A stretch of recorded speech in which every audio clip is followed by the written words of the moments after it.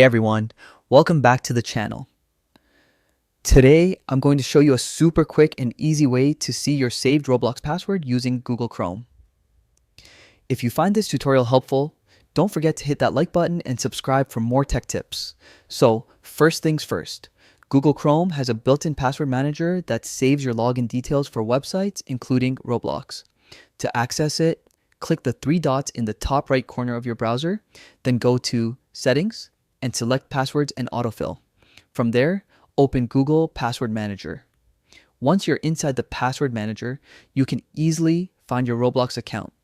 Use the search bar and type in Roblox. You'll see all your saved Roblox accounts appear. Click the drop-down arrow next to your account entry. Chrome will ask you to enter your computer password for security purposes. Go ahead and do that. After authentication, you'll see your saved Roblox account details. To reveal your password, simply click the eye icon or the one labeled Show Password. And there you have it. Your Roblox password will now be visible. Remember, for safety reasons, I always blur mine, so make sure you keep yours secure too. And that's it. A super simple way to see your Roblox password right from Google Chrome.